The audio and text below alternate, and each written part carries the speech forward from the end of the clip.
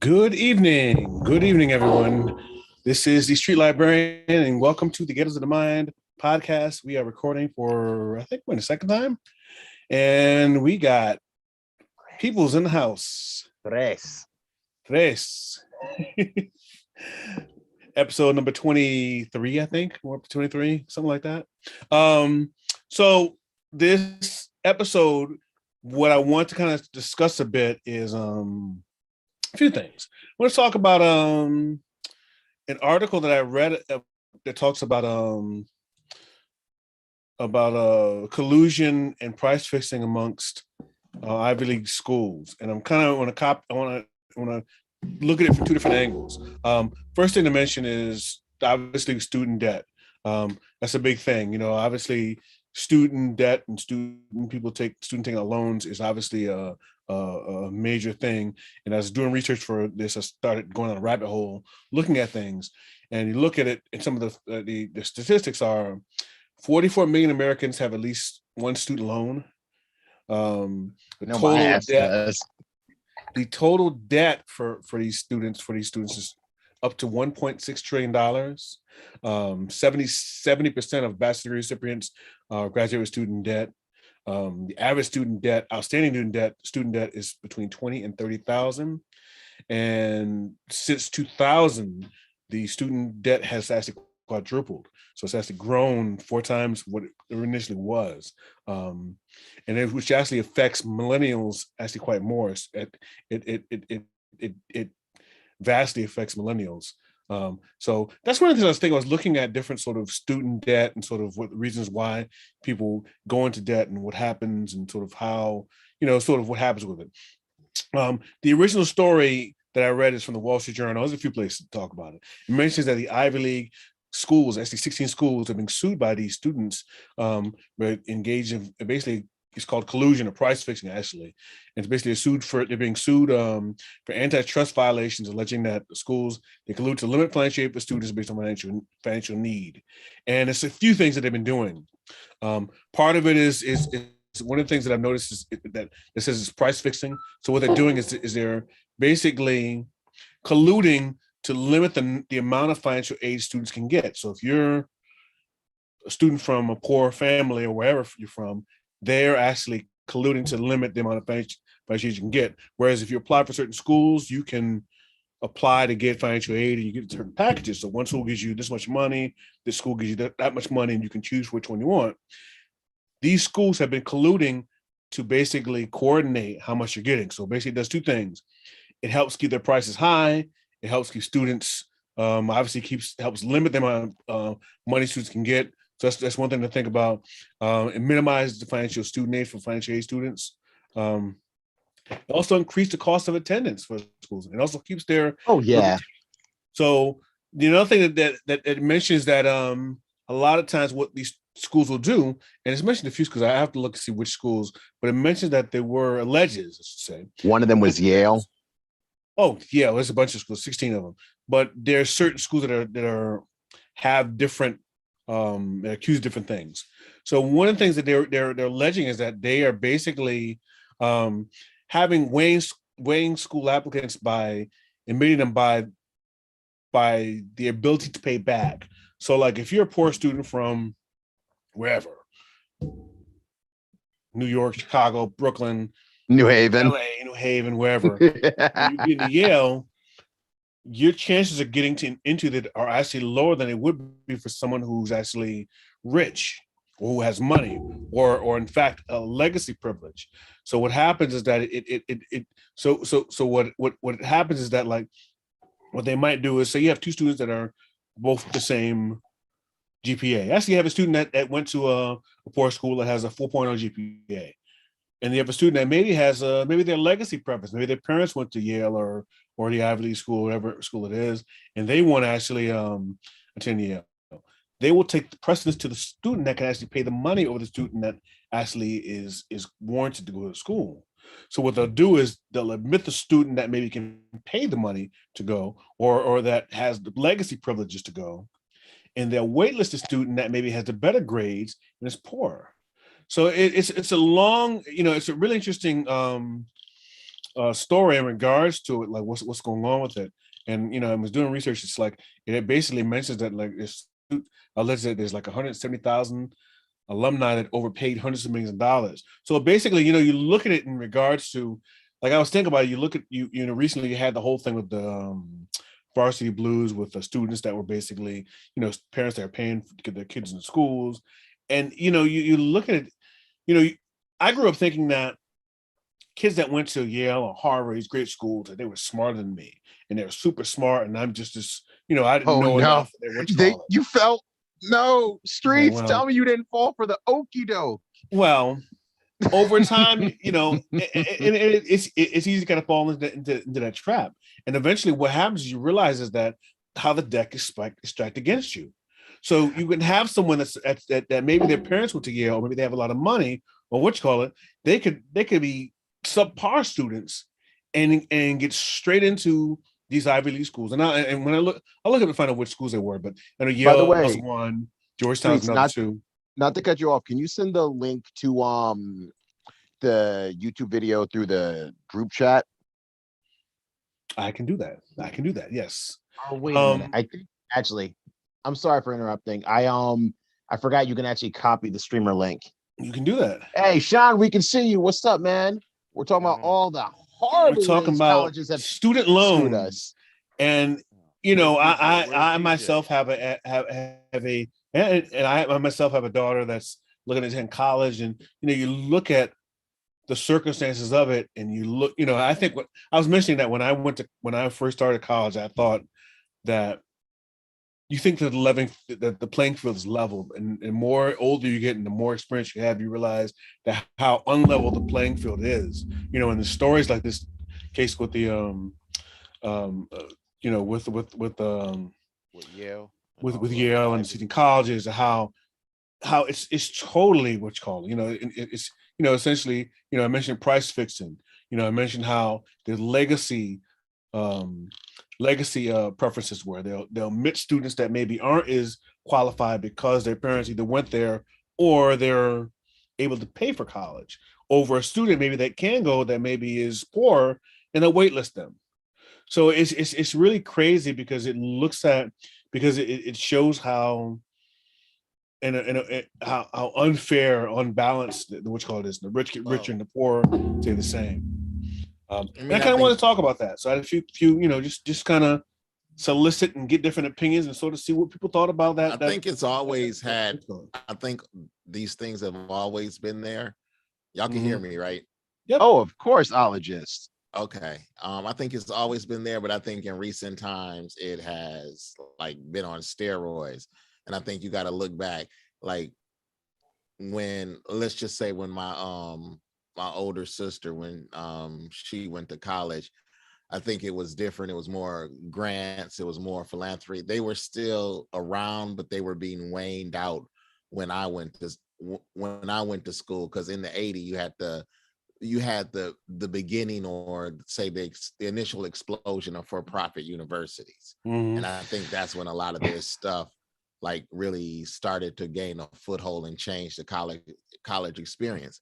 I mean, back in the day, if a poor person from the inner city or from rural America was intelligent, got good grades, they could almost go anywhere they wanted to go. The universities would find money, and they would find money so that they could go, they could attend, they can graduate. I'm not saying that it was going to be easy once they got there, like financially, but they had the opportunity. And as long as they produced good academic work, they were going to graduate with a degree. Now, like all the stuff that Street Librarian has said, it's true. It's sad. Pretty much. It's sad. And yeah, it takes money to go. I actually realized this problem when I had finally applied to my dream school. Growing up, Dude, right. I kind of was, because no one else in my family went to college, right? Where I lived at the time, we were situated in between this massive cemetery and Southern Connecticut State University. Even as a kid, I was like, I'm gonna end up in one of these two places. There's no in between. And when I finally got out of Gateway, I was like, okay, I need to go for my next degree. I shouldn't wait. I need to should take care of this now. I had applied under the impression that my financial aid would cover it, same way it did for community college. No. What I actually found out was the way this works is me going, I'm not a typical clientele. Cats like me usually don't go to college, right? And the system isn't really set up for people who don't have my financial backing. It's set up for people who have their parents' backing. They're under the impression that the people coming in or have the financial backing of their parents, or they're willing to take out massive loans. So very slowly over the generation, they started charging with the expectation of the people coming in, these young, impressionable, don't know any better, young, just got out of high school students would just get this debt. And it's kind of like they adjust it to compensate. Well, no, I think that's true, but I don't minimize what for-profit universities drove up the price of college. They drove up the price because I think that's every college, man, not just the directly quote unquote for profit. Like I'm talking time frame. I go like in the 80s, like when I went to college, it wasn't like I could have worked a couple part-time jobs and paid for my school if I wanted to, and not got any debt. It wasn't that expensive. Now there's no way that you could work and pay, and pay like 25 to 40 G's a year and go and be a full-time student. It's not possible. I mean, where do you get a full-time job making 25 to 40 G's with a high school diploma? do you need to go to a school that costs 25 or 40 grand? I was all gonna about wait that price if you go to like a 4-year institution. Yeah, you know what I mean. And if I guess if you go to a state, like say if you go to a Southern or a Central and you commute from home, that's not 25. Yeah, grand. That's like you 12 you can do that. Yeah, right. I should probably explain the trick. So go ahead. In a lot of ways, Connecticut's been really good to me. When I was in high school, the thing every teacher I talked to kept saying over and over again was, go to Gateway, go to Gateway. And I never paid much attention to it. When I finally got enrolled and everything, my financial aid took care of pretty much everything. There were only 1 or 2 times I had to pay for stuff out of pocket. It was never more than, say, like the total amount of money I paid out of pocket had to be about $2,000. Not that much. And I realized that the education I'm getting there, the basic prerequisite courses I can get there, I can transfer to anywhere. I was saving money. And then at the behest of a certain ologist I know, thanks, buddy, I went to another college that is situated similarly, Charter Oak. I'm in debt now, but not by much. I'm in debt by like around, throw it out there, $27,000. It'll take me some time to pay it off, but I can. I have friends who are in debt up to $115,000, $120,000. Yeah. And it's I'm glad you brought that up, Abstract, because I think that's what a lot of students don't fully understand. I mean that's a really big thing. That's what I mean. How predatory. It's I'm of two minds, because you have it in one way where students say at go to community college, even they will take out loans to go to community college, and they will take out loans of almost 10, 20, how much $1,000, and not go to and go to school there for how many year and a half, and drop out, and then be stuck with that with that loan, with that bill. Mm-hmm. Or the other problem is that they'll do the same thing, but they're doing it taking remedial courses. That's another thing that's just really big. So you're taking a course to meet, so you can be college ready, and you're taking all these courses that kind of get you to college ready, but they don't count towards graduation. But you're taking loans of these courses. You know, it's you know, I'll use myself as a situation. I was fortunate to a large degree. I was able to get through mostly to graduate school without incurring much debt. Now I'm in my doctoral program. Yeah, I'm in debt, but up to that point, I was fortunate. But I didn't know anything about this. If you don't understand the whole, like I know students that were started at community college, they took out loans and they used the money to blow off and buy cars and clothes and everything else, and then they didn't go to school. They want and they want to dropping out, and then years later they want to come back, and then they want to start again. And all of a sudden, you know what? That bill hangs around. It hung around, and then you can't go because you took out how much money, $1,000 in loan. So that's one thing. But then the other thing, again, looking at how these elite colleges are doing these students. So say you do well, say you're a great student, you make 4.0s, you're a great student, and you have ambitions to go to Yale, and they go, well, we can only give you X amount of dollars. Because there's that for minority students, at least when I was in graduate school, because one of my roommates actually talked about it. He was in the graduate program, and I knew several other folks that was in the graduate program that were transfers from Ivy League schools.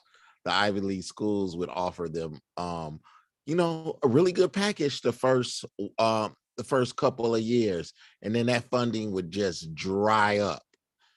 And then they ended up at the school that I was at because they couldn't afford they it. still at that time, and I mean they faced lawsuits for having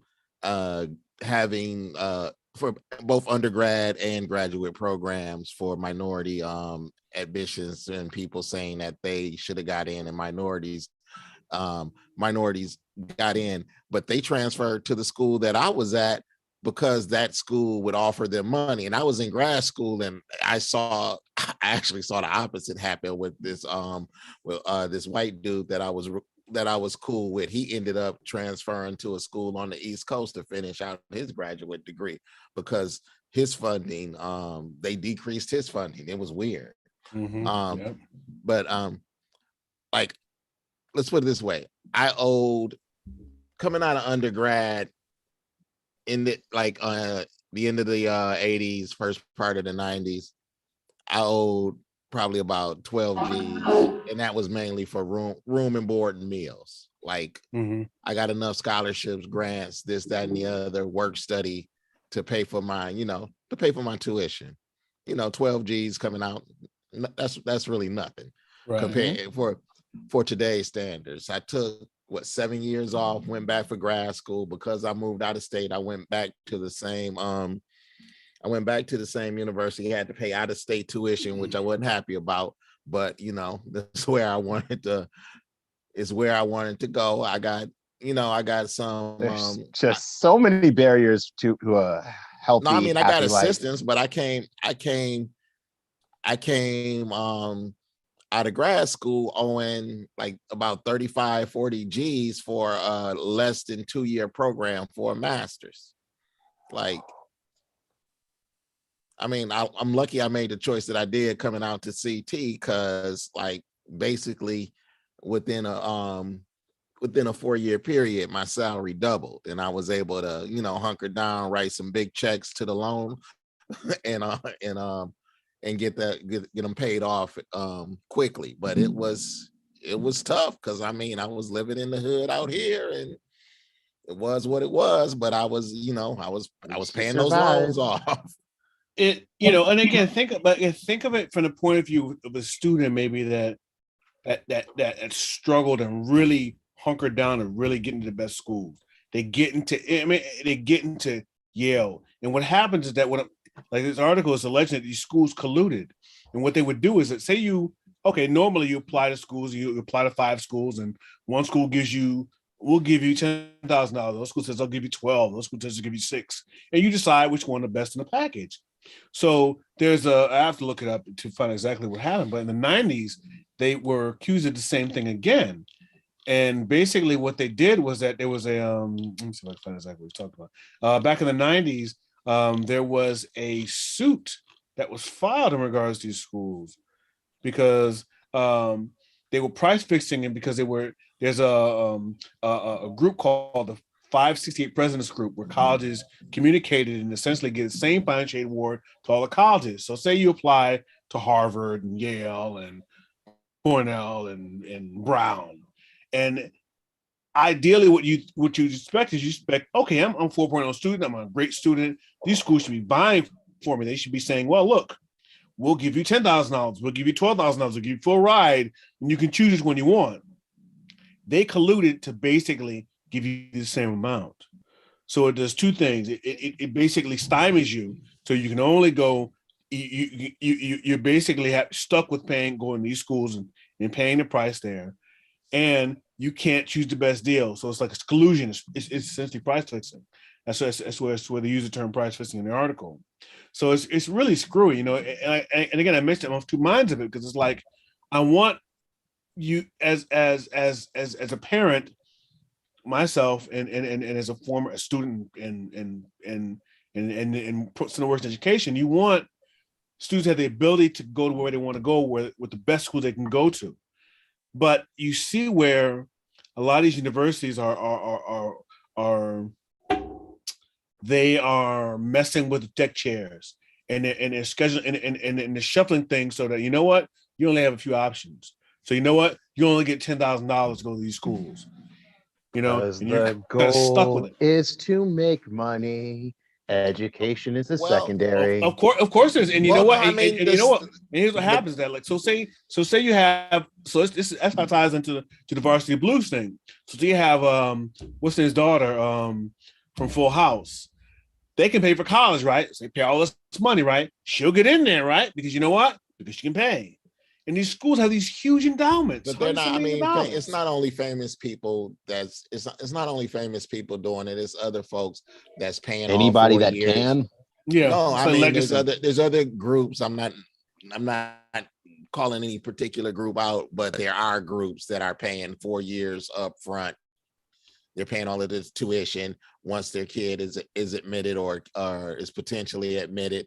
Mm-hmm. And they're going to get in. Like that's money, that's cash on hand. It's there. Hey, wait, Ologist, can I ask you a question? Yes. Potentially, I'm trying to play devil's advocate here. Shoot me down if you want. But seriously, if they just admit anyone and everyone, like they do this fairly, don't they also run the risk of admitting students who potentially can't pay it back, which is effectively... No, but that's not their concern. That's not their concern. The college, I'm saying kids are going to take, the kids are going to get, the kids are going to take out loans and debts. The college, the money's good for the college. They don't care if you can pay it back because they're not the ones that it's going to be owed to. But like I said, it goes back to the, for me, it goes back for the for-profit universities. You got to think of, once colleges became a business, which they did in the late 80s, early 90s.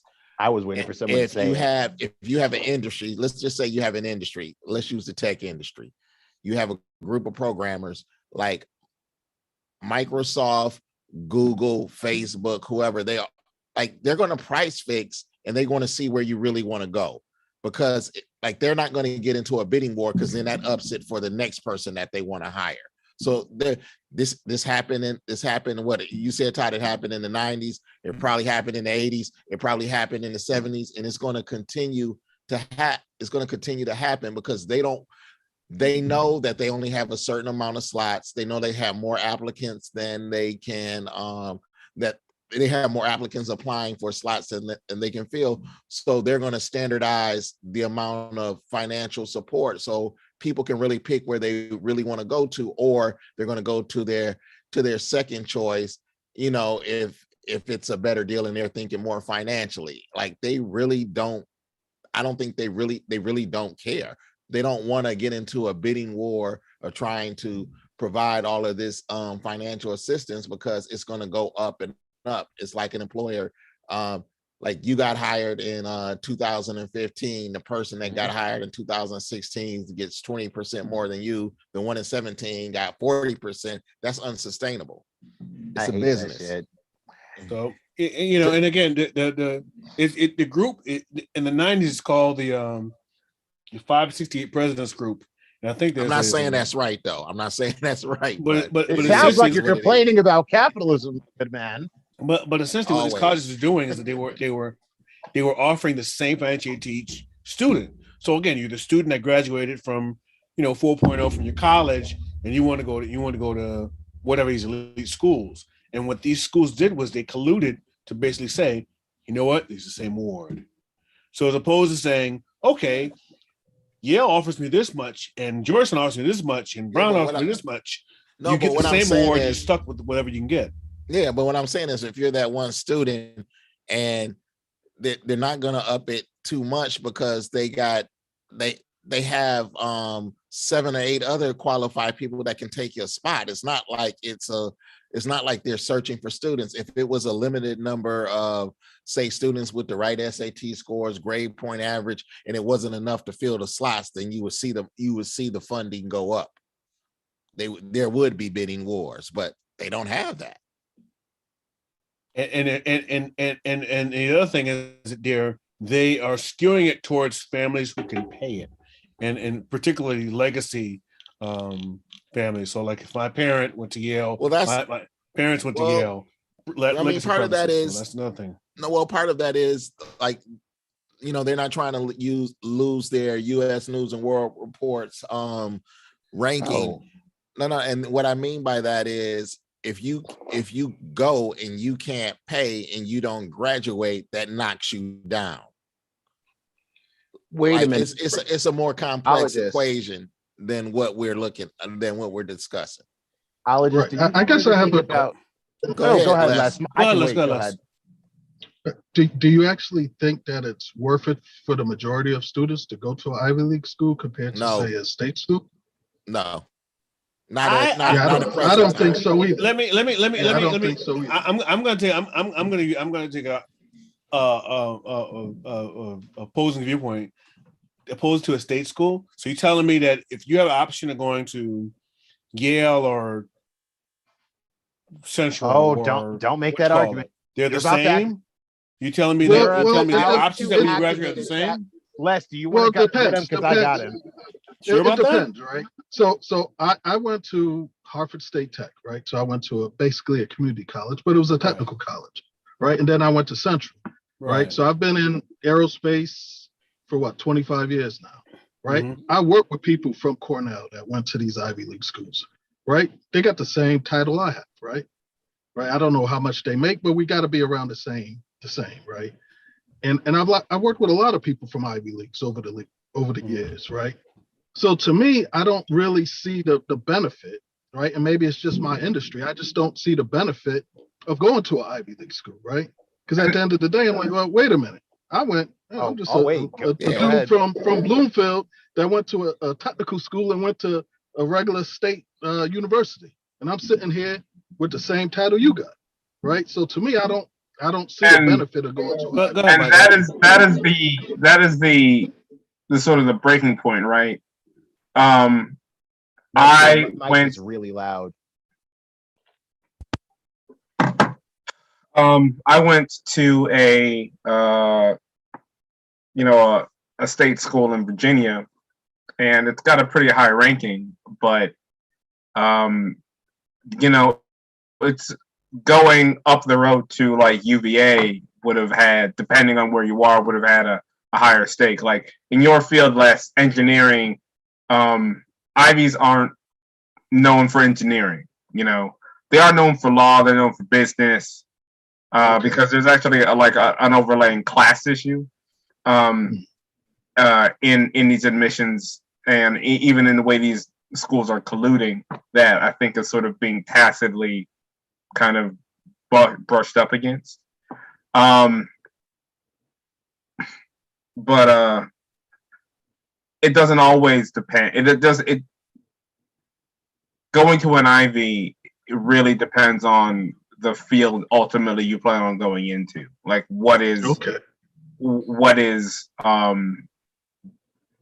prestigious. And again, when we talk about the prestige of these Ivy League schools, there needs to be like a division between the undergraduate versus the graduate levels of education. Yale is very good for for networking among a certain set of classes of people, and that's, I think, what the ultimate advantage is. Now, there was a time period when all schools, when all education at that level was privatized, and it was private anyway. And they, because they're the oldest, they have the sort of the longest head start in being able to create a name for themselves. But a lot of that, kind of gets upended after the Civil War, when there's a kind of proliferation of state schools, and then we get community colleges, and we get high school education. We start seeing these tiers. You're right. My father went to the University of Illinois, and a professor I went to Virginia Tech, and a professor that I only had a relationship with because I was on the sports team that he was a coach of, not my father. And my father told him where he had graduated from, he was like, that's very impressive. And that's, 30 years on. But like a university, a tech degree from a degree from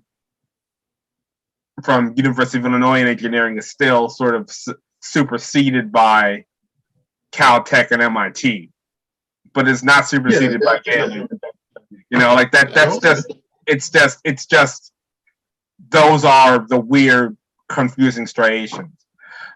What I wanted to say is, agreeing with Aaron, a lot of this is about how much money they have to expend, right? Because we're talking about universities that have tens of $billions in just cash that they can just draw on in the terms of investments or donations.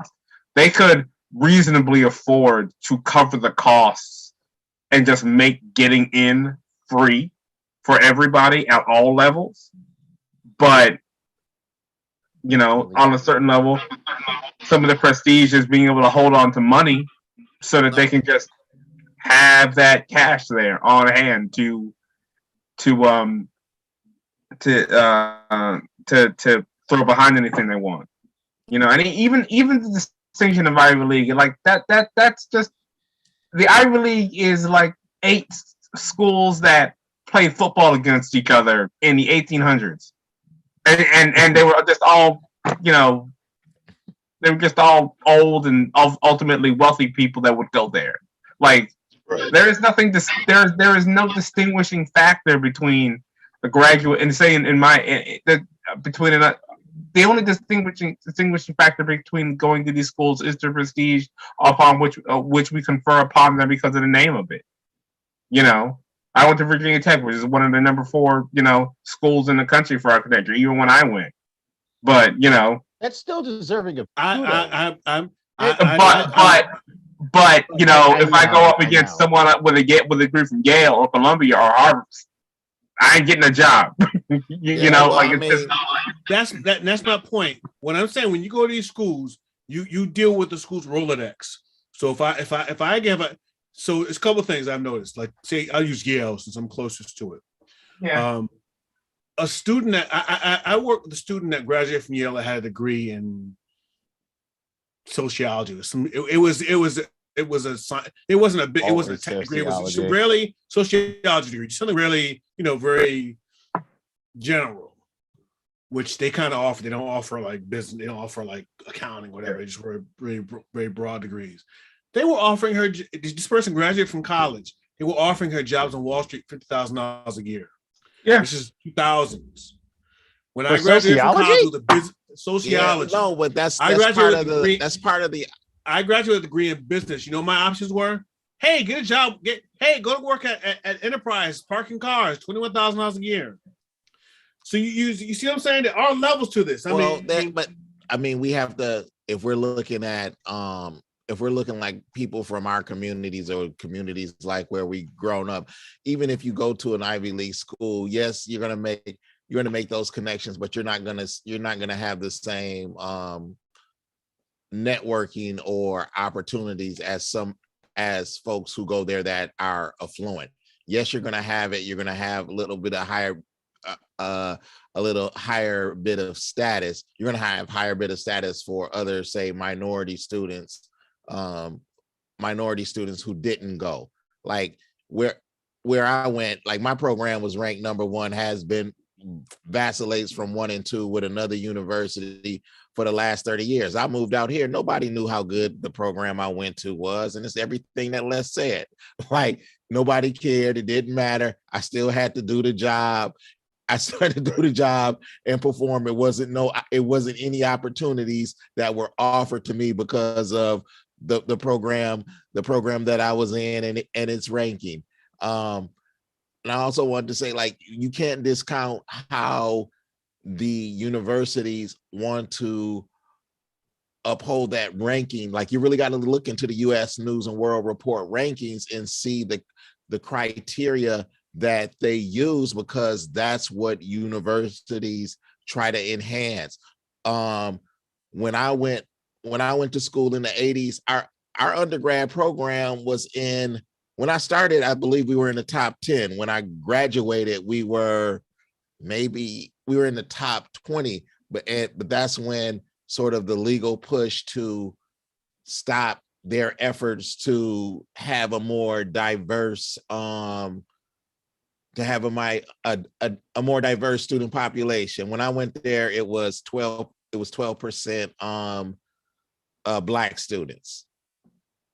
I went back, when was that? 3 years ago. I went back, I talked to one of my former professors. I thought she said it was 5% Black students. No, it's 5% minority enrollment. It's crazy. Like, I guess the only thing I was saying, I agree with you. Oh, your mic is maybe.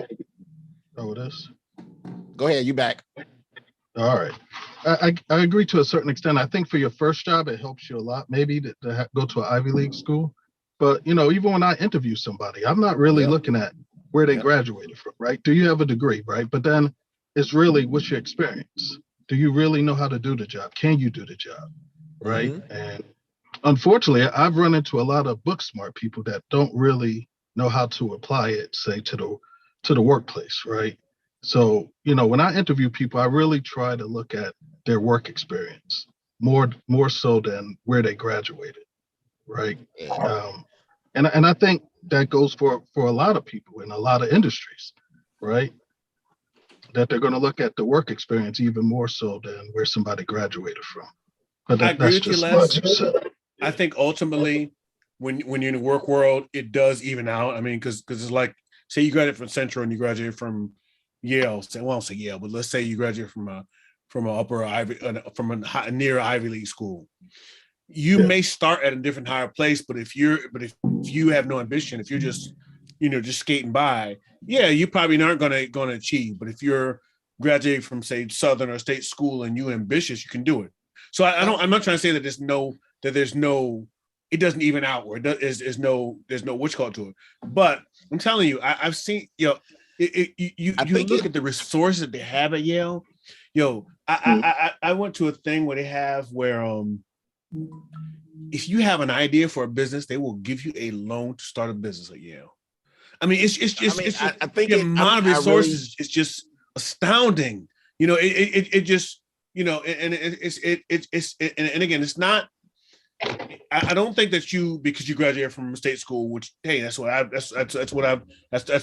been doing, means you're a failure. It doesn't mean that. I think it just means your walk's a little bit harder. And I mean, in this particular article as referencing, it's basically saying that, like, say you're the student that can make the Ivy League school, they're basically short-terming. They're basically short timing you.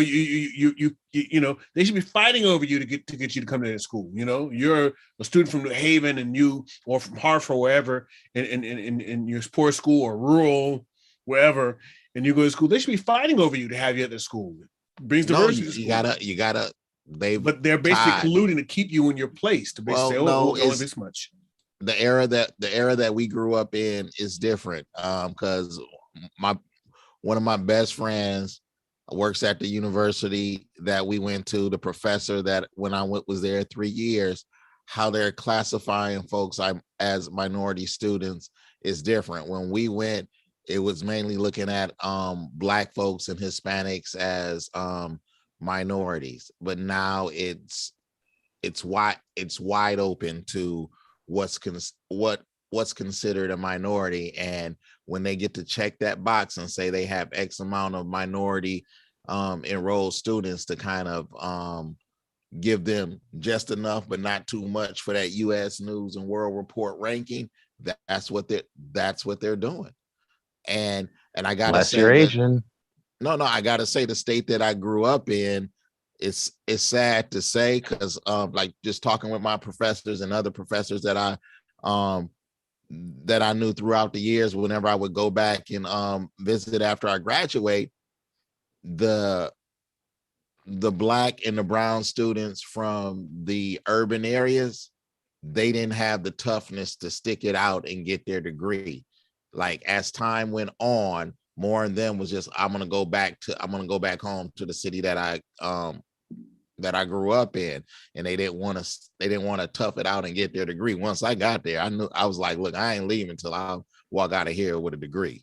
Like, I'm getting something. That's been my mindset. So what say you, Sean? You got all the answers. You know, just think. Can you guys hear me? Yeah, we hear you. Yeah. I remember, and Todd, I think it was Miss Winnie, who was the guidance counselor. Oh at yeah. Hunter High, Yep. right. She didn't even encourage me to go to college. She was like, you'll be a good welder or something like that. I just got your right? text. I'm sorry. But I say all that to say this, that, and Les brought up a good point. We talked about it offline, is that we tend to, well, back then, poo-poo these technical schools, Mm-hmm. the Prince Techs and the other schools that teach, welding, electrician, carpentry, and all that other stuff. And I remember, well, it was my perception that people who go to the technical schools aren't smart, because that's why they didn't go to college. So they rather go to a technical school. Well, they cultivated that attitude. They were in the money. they cultivated that attitude, like, purposefully. And then the interesting thing, I know I'm cutting you off, I'm sorry. The interesting thing is that now that people are drowning in debt from going to college, like we were told, they're saying, well, why didn't you go into like carpentry or welding or something like that? Like, it's always a moving target.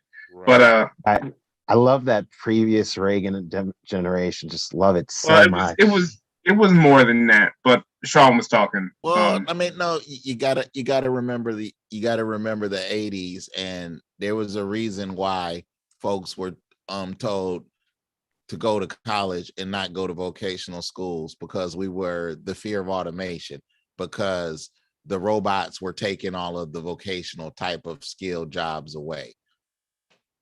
But now it's kind of it's come full circle. Robots can't do plumbing, at least not now. No, they can't do plumbing, electrician. They can do welding. Like, Todd, I sent you an article. The Secretary of Education, like woodworking, machining, like those are taken away. Oh wait, Sean, say it again. Sean says, what says Sean? Todd, I texted you an article. The Secretary of Education was here in Connecticut today. Yep. And where he came back. Yeah, he went to technical schools. Right. He went down, and there was whatever company down in, not Norwalk, but near Electric Groton, whatever those type of Groton. Yeah, Groton. He was in Groton. They have 600 openings for whatever welder, whatever it was. That, and I'm like, that's where the money is. Think about it. Yeah, well, I mean, working with your hands, and that's not shameful work at all. Working with your hand, because you're using your mind, you're using math, you're doing all that other kind of stuff. And I think that, I don't know. Like I said, I had a talk with Josh, because Josh he's graduating from Manchester Community And man, he's like, he's tired. And I'm like, Josh, you got to finish school. At least go 2 more years. You know, you need more than just an associate's degree. But if you decide not to go to Central or another school, what else do you have in your arsenal to, make a living? Because you're going to need more than an associate's degree. Mm-hmm. Do you want to study plumbing, HVAC?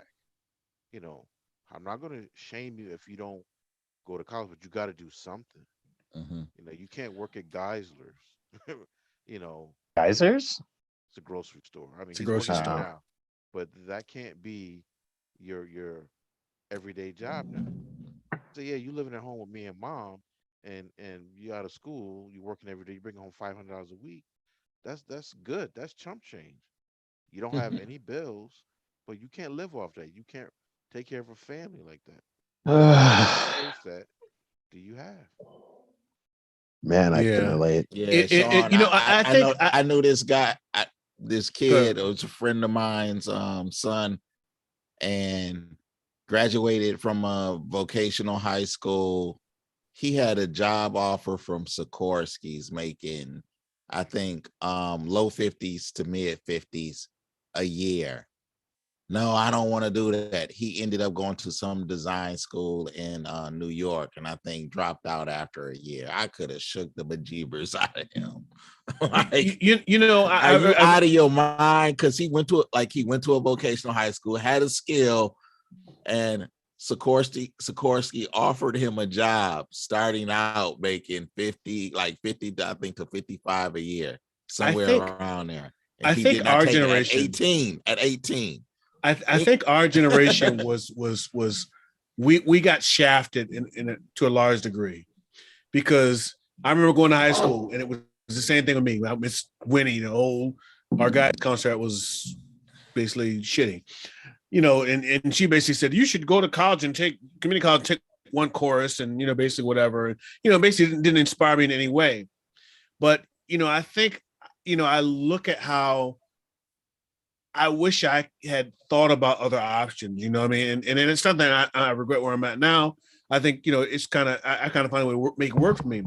But I think I had this perception that if you go to tech school or trade school, or you go to become an HVAC guy, what you call it, you're just the guy that cleans you, what you call it, butt crack hanging out, it's dirty, and what you call it, you ain't doing nothing. It's like, these dudes make a Right. lot of money.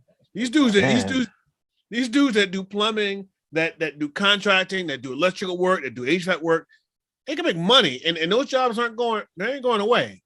I really had a different experience than you guys, huh? Yeah, it's generational. I think. Yeah, no, I mean, I got you about what, by 15 or 20.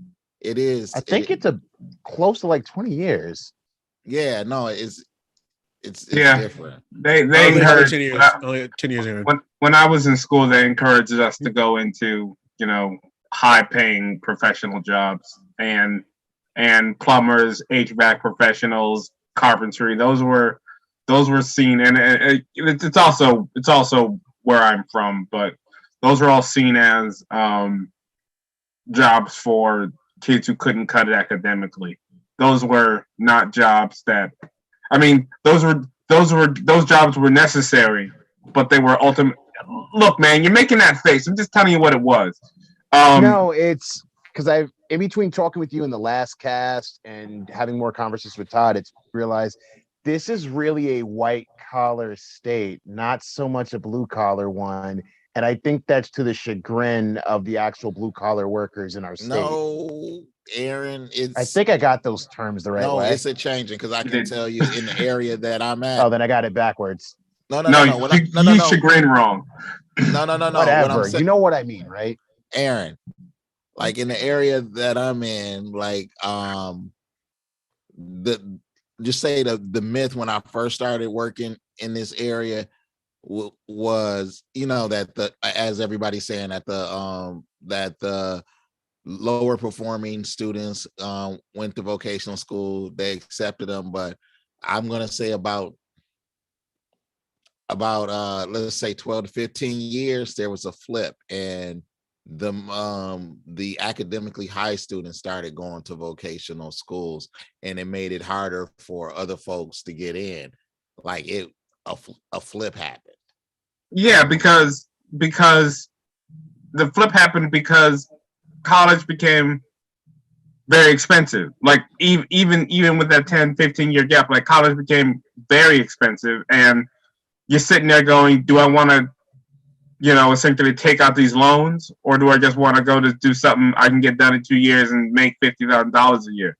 A lot of people ended up making that decision, and yeah, that's just how it happened. Yeah, and the system hasn't adapted to it, because how can I say it actually took opportunities away for lower performing academic students to have an opportunity to have a solid career. Because now what do they do? What do they do? Again, when you sit there and you go to college for English because someone said going to college is just going to do better for you, but then you get out there, you have an English degree, and what I'm saying is, so let's just say the way that the system was set up, vocational. I'm not saying that I'm not saying that I believe in it and that's true. But the way the system was set up was vocational school was for lower performing academic folks. College was for higher performing. When you have the higher performing students going to vocational school, where do the lower performing kids go? Because they're not going to get into the colleges because of their performance. What do they do then so that they can have a functional skill that's going to last for a long period of time, where they can work for a few years, maybe open up their own business, become an entrepreneur, be stable, be a solid contributing member to society? What do they do? Like, do they just bag groceries and try to go become a manager? Do they work at McDonald's and try to become a manager? Exactly and then what they do. Then you're squeezing that market. Like, what I'm saying is, it made the job market for everybody tighter. Yeah, and the recession of 2008 made it so that a bachelor's degree wasn't enough. Like, now everybody needs a master's degree, and we're just back to the same problem. Like, even if I try to go back to my profession, at this point, I'm competing with kids with master's degrees. And then you throw on top of it, you have students that go to college, and okay, and I'm deluded. Okay, I'm thinking, you know what? I don't want to go to trade school. Trade school is for losers. I want to go to college. I want to go, and that's when I was stuck in that mind frame. I want to go to college and make the most money I can get. So you go to college, you go to school, you take out loans, you go to, you bumble your way through college, you make your way through college, and maybe you make it, and you graduate, but you have a degree, but it doesn't pay what you think you should get, and then you're stuck with this enormous student loan, So that is the real detriment to college. Right, the debt is the real detriment. It's the fact that you're going to college. I mean, I was looking online on people who were talking about their graduate degrees and how much they owed, and it's like, I'll be roughly about 30,000, and that's. Yeah, it's enough. I'm not happy about it, but it's what you call it. Yeah, it's manageable. But it's manageable. But there are people who owe hundreds of thousands. I was looking at this one woman on YouTube that I follow, and she owes like $300,000 a year. $300,000, and she's a lawyer. I'm like, you're a lawyer, but you owe $300,000. It's like you pay for the rest of your life. It's like it's not worth it. I think our generation keeps talking about debt forgiveness. I know. Never gonna happen. I know. Like, don't believe those lies. But it's not gonna happen, Sean, because I don't want us to keep moving without acknowledging Sean. Sean had something he wanted to say. Sorry. Of course, Sean. Sorry. I didn't want us to keep going. But that's all right. Go ahead. Damn it. Because you did one of the things I do. I'm like, wait, I have a thing to add on. No, that they ain't ever like, look, you owe us the money, you giving up the money. Well, it's because it's a revenue center for the government, and it's a definitely a revenue center for financial institutions. No, but do And y'all know? Do y'all know the relief bills that they say, like when they're gonna do student loan forgiveness? Do y'all know the criteria for it? It's oh yeah, you have to have paid on Paid time off on time for for 120 months, something like that. It's yeah, really but like stringent. I that's actually 10 saw that. years. So you Yeah. can't be late for a payment once in 10 years. Yep. because they don't want no, you are gonna and you gotta thank Joe for that. You gotta thank Joe Biden for that.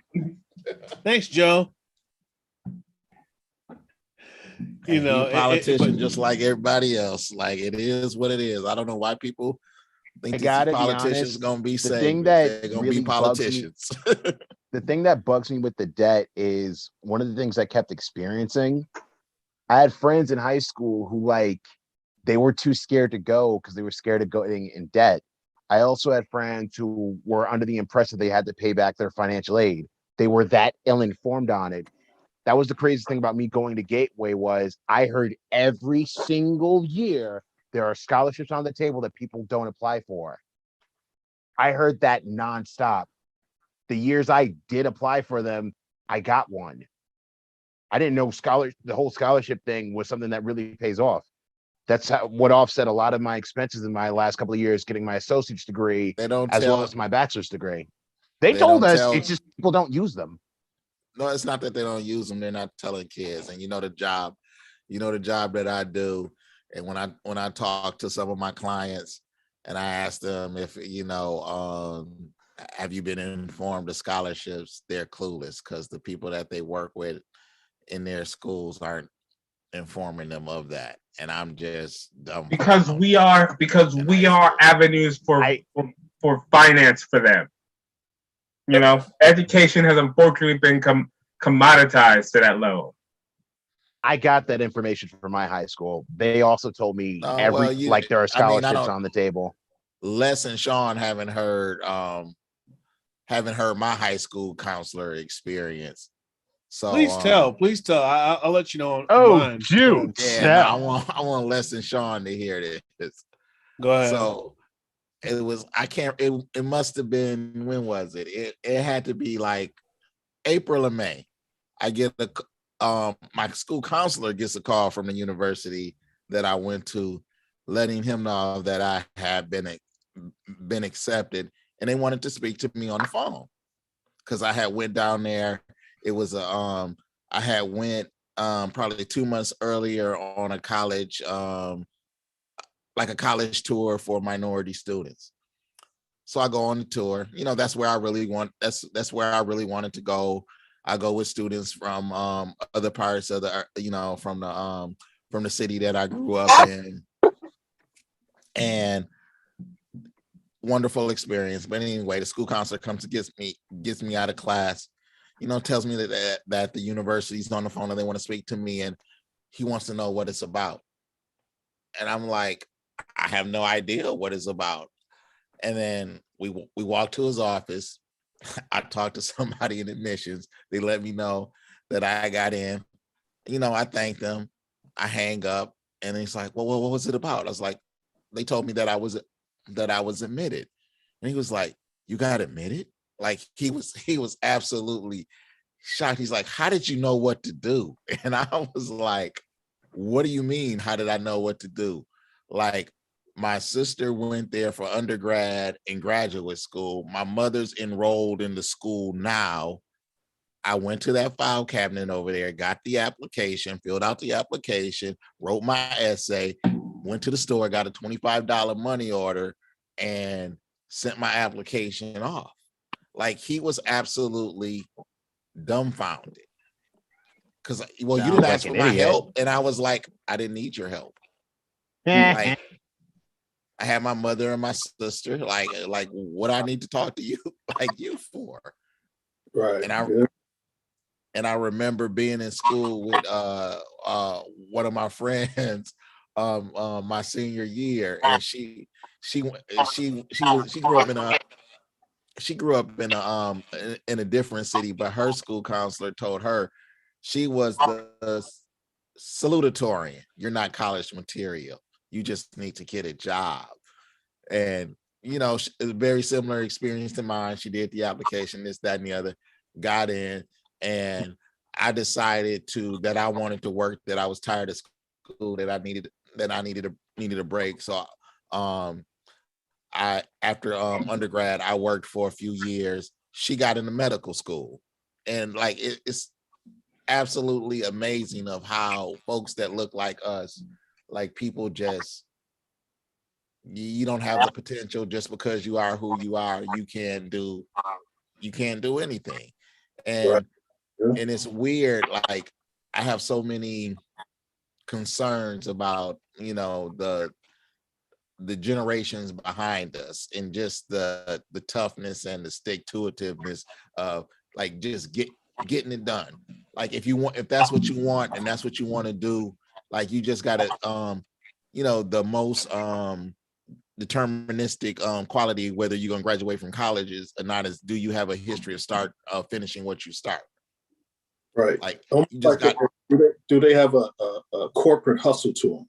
Right. Yes, So not determination. A street hustle, you have a corporate hustle too. Yeah, because I mean, I was like, I'm getting a degree. It might not be what I want in, but I'm coming out of here with some. College is careful. You sound like me. No, that's like, but no, I'm just saying, like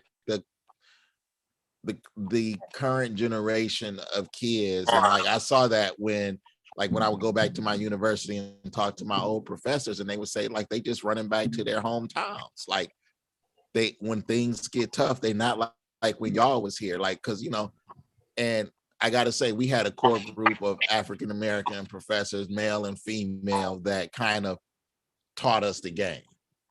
And it was very real. They was in our face. There was one lady, she was like, I love egos because I love to crush them. That was the first words out of her mouth that she said to me when I was in her class. And it was absolutely not to interrupt true. your story. No, Bro. and then I went back when she saw me. I went back to school there 6 years later. I was walking across like University Ave. She called out my name. I was like, who is this? She ran across the street and gave me a hug. Like, you're back? Well, yeah, I'm in grad school. Like it, I mean, but you know, they were building us up. I mean, she broke us down and she told us, I'm gonna break you down. I'm gonna break you down. I'm gonna crush you and rebuild you. But you just effectively described my experience with the guys here. I didn't have a lot of that support system for my ass going through college. I did have you guys. And for my associate's degree, I had the support of my administrator and one of her best friends who was also a teacher at the Early Learner Center. Those two old ladies whipped so much into my ass, it was not even funny. They were on me like white on rice about graduating and persevering. So I didn't have exactly the same experience, but I had a pretty close approximation of a lot of Black support, as well as some support of my friends who were also extremely aggressive college graduates. Yeah, no, when I was in high school, this little short nun, for one of my classes, I had her for 3 years. Like that lady was tough as nails, beat the hell out of me with a ruler. Like, when I was acting up, she beat everybody. She was my I learned the most in her class. That was my favorite teacher. That was my favorite teacher because she didn't take no shorts. But you know what? No, I think in your case, Rod, I think you were determined, and you seem to have things in place to keep you on your goal. I'll go back to my case. I had, I basically was a latchkey kid. My mother worked evenings. I can tell you offhand, I don't recall doing anything in high school, any kind of research, anything. I kind of just skated by, And when it got time to go to college, my mother didn't go to college. My father did some college, but he died when I was younger, so I didn't have any concept of it. No one around me was going to college, so I didn't know I didn't know, what I mean? I had no sort of concept of where to go, what my options were. So it goes back to my guidance counselor, Mrs. Winnie, and she's basically saying, just take one course at a community college. And that's what I did, and it was like I didn't have it. it's fortunate that I kind of just stuck around long enough to actually graduate. You know what I mean? It was kind of more like attrition. You know, it wasn't even like I was just really this determined person to really make it. I just stopped. I just kept going. You know, I eventually made it somewhere. And I think a lot of people, a lot of kids don't have the infrastructure to help them go to college, you know, or to understand what their options are, you know. And I think a lot of times we get kind of I don't know, you get kind of, you know, a lot of these younger kids, they, you know, you like you said earlier, I think that there's not you having an infrastructure to keep you going, to when things get tough to keep going. That, you know, if you're taking this class and you're not doing well in it, keep doing it. You know, stay in there. But you just if you don't have it, you don't know what to do. You know, so you just wind up giving up. You go, to heck with it, man. I'll just go and work. No, I mean, that's fucked up because it sounds like it goes with the big theme of all this. The infrastructure to keep the successful, to keep people going. The lack thereof is kind of a big detriment. I mean, I had 6 years separating me from undergrad and starting graduate school, and it was a horrible feeling going back to graduate school and seeing how the Black students weren't as cohesive and connective as it was when I went there. And it was 6 years. It was crazy. Like, I mean, we formed study groups. We looked out for each other. We helped each other out. We spoke whenever. I mean, it's like Black people. You know, you walk into class, you see them, you give them the head nod, or you say what's up, this, that, and the other. You at least acknowledge one another. People was like, God damn, like looking away to the side. I'm like, what's going on? It hurt, man. It hurt. And I think of like all of the long nights, like I spent like studying with my boys, studying with girls, and just getting through just to get the grade that I needed to get in this course, and sharing notes like I missed class, this, that, and the other. And I could tell it just wasn't there. It was for lack of a better term, corporate. I do my thing. Sounds like a lack of community. So Alice, was it the students? Was it when you went back to school? Was it the students that were undergraduates, or was it the students that were in your graduate program? Both, because my like the majority of my graduate classes were on the undergraduate campus, and the main hall for the graduate school was actually on the undergraduate campus, but it's on a certain side of the undergraduate program. But there's plenty of courses that happen on that side. It's no real sort of separation from the center hub of undergraduate and graduate school. It's just like, it's probably about 150 yards separates the two main halls of the centers for the undergraduate program and the graduate school. Mm-hmm. Wow. I mean, engineering was on a different campus. But it was weird, man.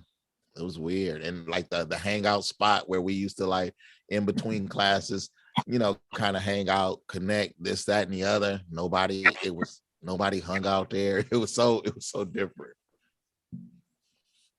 That sucks. Like a lot. Yeah. I mean, the current athletic director, he was he played on the football team when I was there. He was a comedian. He was out here at a school on the East Coast before he was at UConn. He in another school before he got the job. So it's tough, man. It was tough. I mean, it was eye-opening. You know what, I'll just look at it. At least you had like that community-oriented experience with your peers and stuff.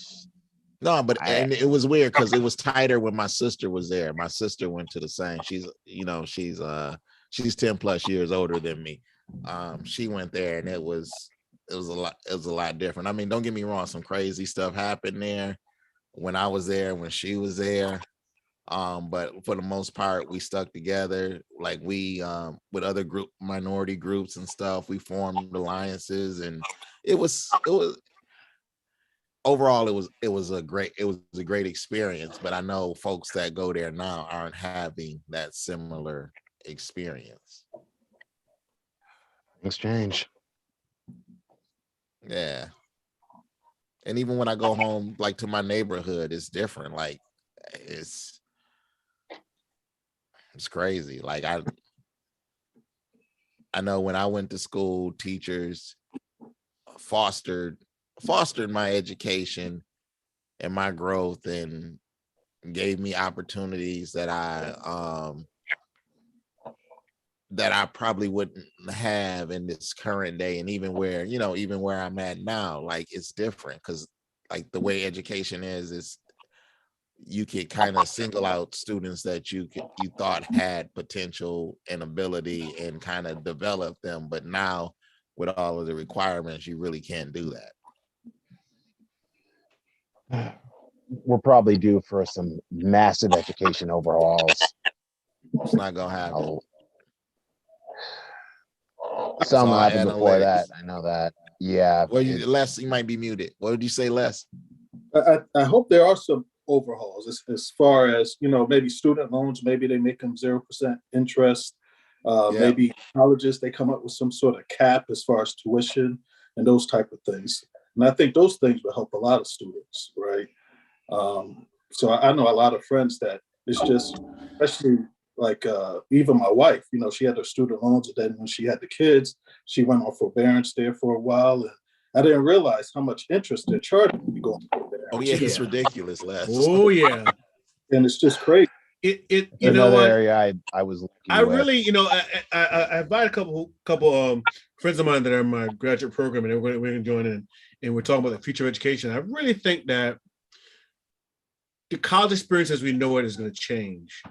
I don't think, I think for years I've kind of, I kind of lament, you're going to college to get the 4-year experience and you learn stuff and you can discover stuff. I think that because it's so expensive, because it's so transactional based, that it's going to be so different that you're going to have to find a new way to experience college. I really think that the whole 4-year experience is going to disappear. At least for the masses. I mean, if you go to this isn't sustainable, right? I mean, because you look at the amount of money that students pay in student loans and how much it costs, and in fact, even now you have the whole thing with how much with COVID. You think about it, like now, when COVID happened last year, students that go to college in some super expensive school, and now they're going online, and you still want to pay the same rate? Really? Yeah, no, I had that's a lawsuit waiting to happen. I was going to have a student intern. I was going to have a student intern this year from a Midwestern university. Everything was approved, and like a friend of mine that I work with, this lady was a friend of hers, and she couldn't find an internship, and I was like, oh, all right, cool. I'll let me interview her. If it works out, then I'll supervise her. So I interview her. Interview went well, and I was like, okay, I'll supervise you, all the stuff, the paperwork went through, and then I get an email. Can I work remotely? No, because I'm not working remotely. You're gonna have to come in to the office too. This, that, and the other. And I'm like, and I'm giving her some options that she can do. Maybe you can ride in, with maybe you can ride in with your friend one a couple days a week, this, that, or the other. But you need it was like something like 30 hours, and you can't do that in 2 days where I work. You got to work 3 days, and that was an issue. And she wanted to do remote, and I'm like, there's no there's no remote where we work. It's been explicitly stated. So she ended up, I think she found another internship, but it was good for her. no, I mean, yeah, it's good for her, but it's just weird because like back in the day, okay, I got the internship. Like when I was in graduate school, I had to drive like 20 to 30 minutes just to get to my internship with my little hoopty. But I mean, it's what you got to do. Hitting the back roads. I was lucky with this, that, and the other, late nights. Education. Todd, do you mind? I don't hope you don't mind. Pivot. What are your thoughts, your feelings? Because this is kind of personal for me. My niece goes to the magnet school where they found 40 bags of fentanyl. Oh, in that class, in that school, and What? you know my sister is pissed. You know, a lot of the parents on a group chat, pissed off about it. They're trying to figure out, you know, where a 12 or 13-year-old child will get 40 bags of fentanyl. you're not gonna like this, Sean. Their parents. I know No, the pretty answer. much. I know the answer. no, Sean, you're not gonna like this. More than likely, they're getting it from a staff member. You think so? Mhm. You think so? Hmm. You Really? think so? You think the students are getting a staff member? My thought was that it's a parent and they either are. Now I don't know what age the students were, but I think either they got it from either they got it from home or the parent is dealing and they kind of And they stole, got their stash they with that. stole it Right. back. Yeah, They stole their it back. stash. Right. 40, 50. Yep. Well, the thing that No, my that sounds sister- like they working. Like right, and that's the one thing that my sister. that's what it is sounds starting like. to They working. understand They not. is that someone gave the Kamuti's packs for me, yo. Here's 40 bags, and you sell them, and you know I'll give you. That's what that sounds like. What Yeah. upsets my sister is this school. It's not like Sage Park, Todd, where it was just 6th and 7th, and then you have Winter High. This Yep. school is 6 through 12. So I you got heard the that. high I couldn't believe that. schoolers. I was like, I couldn't believe You got that. the high schoolers mingling with the 6th, 7th, 8th graders. So there's no telling of those high school kids dealing, giving it to the young kids to sell. I mean, Yeah. that's one scenario. You know, Yeah. or they could have got it from home. But you know, my niece was saying how they had, you know, the dogs sniffing the lockers, their bags, and they had to put their shoes, they had to walk through a solution of bleach and something else so to kill the fentanyl so you wouldn't bring it home. They made all the kids walk through a solution of bleach and OxyClean or something that the DEP made, and they had to walk through it and clean off their shoes before they can go home. It's crazy. Yeah, that is crazy. But now I didn't realize it was a 6 through 12. Well, yeah, so Yeah, I thought it was like a single. I didn't think. Goddamn. No, where I went, the neighborhood I grew up in, it's been that way for about 10 years because it used to be it was the junior high when I went there, but that's where the high school and 6th grade on up go. And it's absolutely insane. You got grown ass men and women going to school with little kids, little girls and boys. Recipe for when did this happen? When did this start happening? When did they allow, like, because education we went to high school, is not it was important in ninth America. through 12. So no, when did it become like 7th, 8th, and 9th? When did it become like all these grades going to high school? No, what happened? No, Todd. I mean, Street. When what's it called? What you call it? Street librarian. His name is Street. That's his government name. It says so on his social security card. I have to cut you, man. Result. Yeah. Okay. Yeah, I know. I'm sorry, Street. Public school system. This is a result. No. What happened? Yeah. What happened was when inner cities started to hollow out in certain areas, and because of migration patterns, and districts didn't have funding, they had to consolidate businesses. That's what happened with, where I grew up. Like when I went there were about 8 elementary schools, 2 middle schools or junior highs, and 1 high school. Now it's the elementary school I went to, it's the junior high / high school that I went to. Those are the only 2 schools that are open in the entire district. Yeah, it surprised me. When I went to school, it was like, and it's weird. Like with my son, like he graduates from middle school, and I'm like, what? His graduation from middle school? I'm like, you graduate when you finish high school. That's what I say. I feel like I'm growing up in like the dark ages. It's like, what the hell, man? You get one graduation, high school. That's it. I think it's no, but I'll tell you what the rationale is. Sorry, Mike. I'll make it quick. The rationale is, and this is sad, that some kids, like middle school, is the only time that their parents will get to see them graduate because they're gonna drop out of high school. That's why they do that crap. I actually think it's more it comes from a similar place as the participation trophy. And it's one of these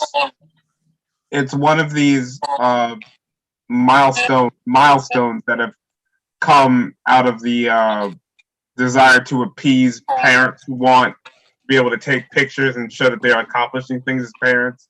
It's just like a marker that we've made up for, not for children, but for parents, so that they can reinforce their own self-esteem as a reasonable parent. It's fucked up. I thought that in high school too. No, I wish I had a video of my face during my son's middle school thing. Y'all should have saw my face, because like, look, when you get to high school, like Todd said, this crap ain't real. This is a waste of my time. Why am I here? I mean, but the other thing is, like, I think it's good to sort of mark, hey, you're getting, here's the stage. Although I remember the transition from, at least from elementary school to middle school, like that was a big difference, because you were going to a whole new building, and like there was just a whole lot of different changes. I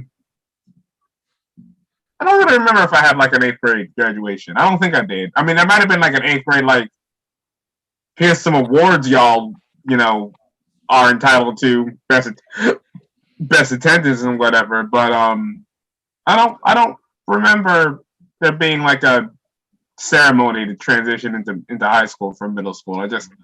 You just went one day and it was different and weird.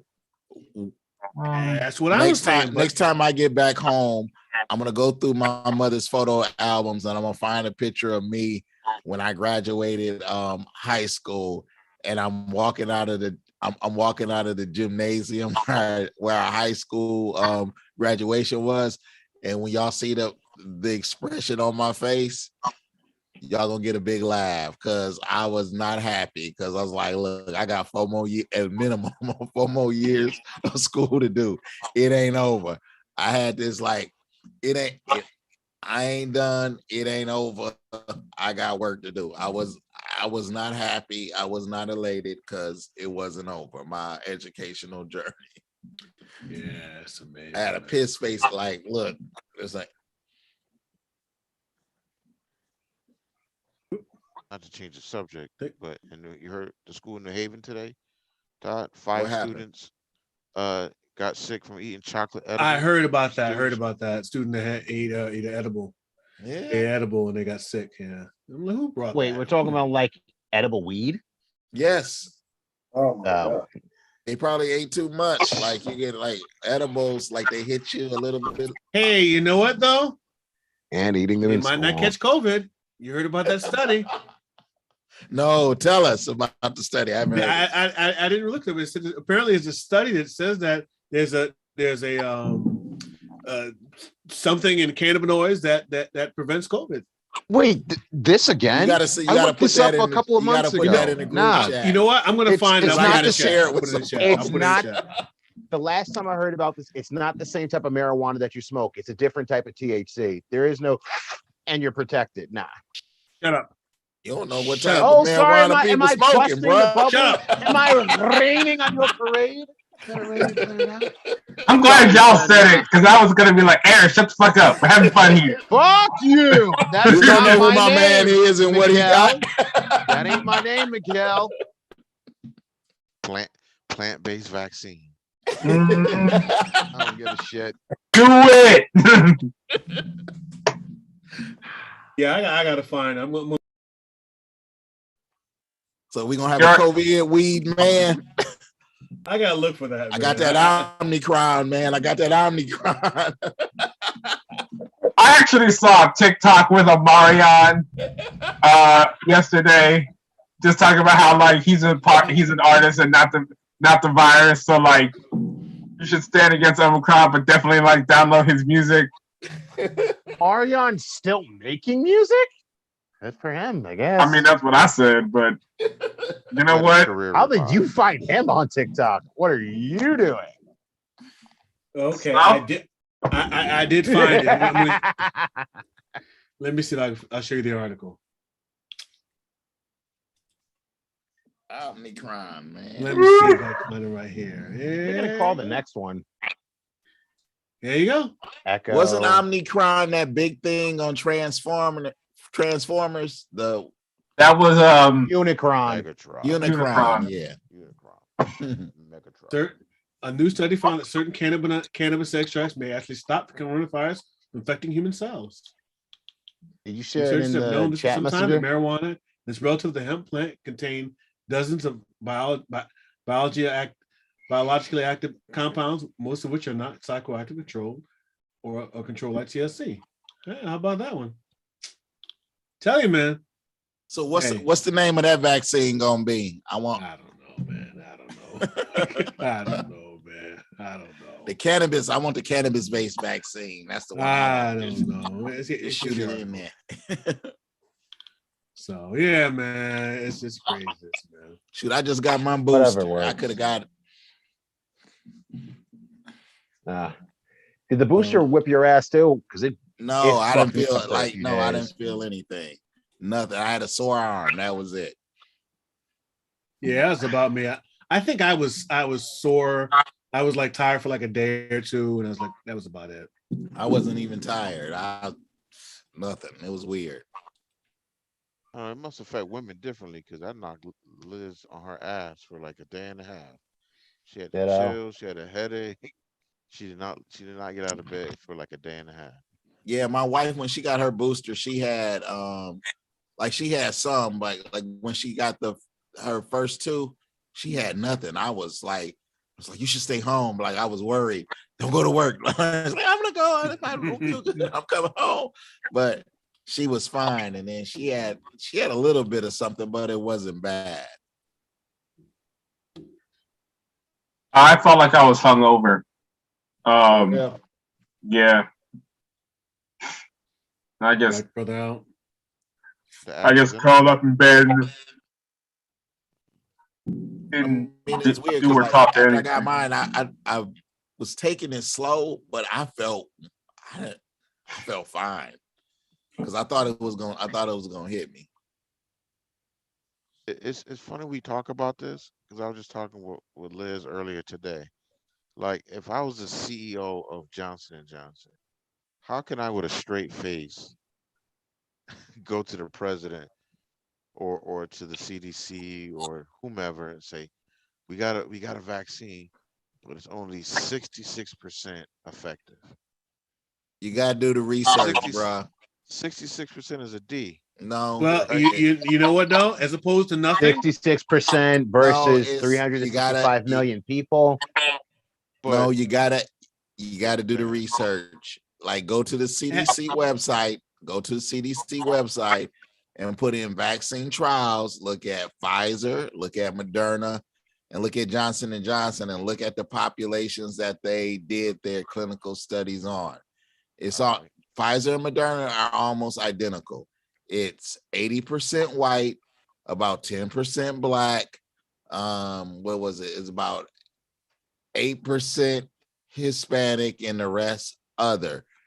Johnson and Johnson was 60, what was it? About 65% white, about 18% black. And because of Hispanic, like it's Hispanic and Hispanic white, it was like 40 some percent. It was about 40% Hispanic. And then for Pfizer and Moderna pre-existing conditions, it was about, what was it? 10. It was about 10 to 15% of the participants had pre-existing conditions that made them more susceptible to COVID. And when you go to Johnson and Johnson, it was 40%. So they had people that would had a higher reaction to COVID because of their pre-existing conditions. That's how come the efficacy rate was lower. But if you look at, what they're not showing over here, they're not showing that the studies that's being done abroad, especially like in South Africa, like when Delta was running rampant, it was over, I think it was 1 million folks. They like with Johnson and Johnson, that it was affected healthcare workers that were, around the virus a lot. Johnson and Johnson was providing wonderful protection, like over 85%. And then there was a recent one with the booster of Johnson and Johnson and Omicron, and it was what was it? It was, I think it was about 80% when Omicron, and that was 70,000 folks. Guess what the clinical trials was for the Pfizer shot for kids? Guess how many kids were in that trial? How many? 2,000 and about 400. Wow. That's all. Wow. And we rolled this out to all the kids. So like you gotta dig deep, and you gotta do the research. Like they're promoting it because it's the new vaccine. They want to use the mRNA technology because it has applications for other stuff. And this is I'm not saying that then it's not effective against COVID, because it is, but they're using this as a test bed because there's been issues with mRNA vaccine because they've been testing the mRNA technology for about 20 or 30 years, and there's been some issues with it. But this was a good opportunity for them to roll it out en masse, and they did. I was thinking. You were asking Sean about like how they know that it's effective and 60% effective. You ever watched the commercial for any kind of drug that they're offering that's supposed to be good for depression or whatever, or what you call it, and then they'll say like, if you're depressed, take whatever it is, Lexapro or Lexicano or super drug, and then they go, side effects include anal bleeding, suicidal tendencies, vomiting, insomnia, narcolepsy. It's like all the list of side effects and narcolepsy are way worse than even the effects of what you're feeling. So I mean, I don't put anything past Big Pharma. If it makes money, they're going to put it out there. Dead people can't make money. And the CDC, I think you look at the situation we're in. They were kind of they just accepted it. They just bend over and just let Big Pharma just hand it to them. And that like Pfizer and Moderna, they were the most profitable companies in the last year. Wouldn't doubt that. Oh yeah. I found this out. Some of the Republicans that talk the most shit about these companies actually own stock. Yeah. Shocker. Anyhow, fellas, I think we've kind of educationed it out, man. I'm gonna basically kind of stop us for right now, and we can keep going again next time. And no, but I'm Right. serious. Like Google clinical trials in Pfizer, Moderna, and Johnson or Janssen, and look at the different groups that they tested on. Look at that stuff, and it's interesting. Like it's because like Pfizer and Moderna, their demographic test group almost mirror one another. And then Johnson and Johnson Janssen is more broad. It's more reflective of sort of the American pop. It's more reflective of the American population. It's not, it's not a 1-to-1 correlation, but it's broader. Yeah. I'm gonna stop stream now. Okay. We can stay online. I'm gonna stop the stream now. I'm gonna put information that I put on in the link below, and I'm also gonna start putting the link to the what's there to the live streams there. We have them again. So anyone got anything else to say they want to shout out before we split? At least online. Anybody in Connecticut, stay warm tomorrow. It's gonna be cold as shit. Yeah. No. Nah, it can't be. No, it won't be. No. I want to The give a last shout out. president said, "Well, like, no. I want to give out a shout out to Dr. King for how America's supposed to be. We hopefully someday we'll get there. You know what? That his birthday is tomorrow, and good for shout him out. I was listening to this podcast talking about Bayard Rushton. Do you know who he is? Yeah. Bayard Rushton, yeah. Bayard. I was listening. The way pronounce his name is really weird, but he was the architect behind a lot of the March on Washington that obviously March on Washington that happened. But it's pretty interesting. Yeah. Shout out to Dr. King, man. He's the man. No, he was the architect, and he's really the architect of the whole march. Right. But he couldn't be front and center because of his sexuality. Yo, but before I want one thing. I was listening to this thing, and it really made me. It made me really not hate, but really be sketchy at Adam Clayton Powell. Apparently, he was pissed that Martin Luther King and Bayard Rushton were going to I forgot how they were going. I guess they were somehow basically going to protest at both of the conventions, Democratic and Republican convention. So he threatened to expose that or create the rumor that Bayard Rushton and Martin Luther King were lovers. Adam Clayton Powell, but apparently, so that at one time, so apparently that's why he was kind of pushed off the stage initially, part of it. So interesting stuff, though. Anyhow, I'm gonna put the email to Girls in the Mind in the link below. If you have any copies, any topics you want to consider, we can consider send the email to there. I'll put more links as I create more stuff there. But anyhow, man.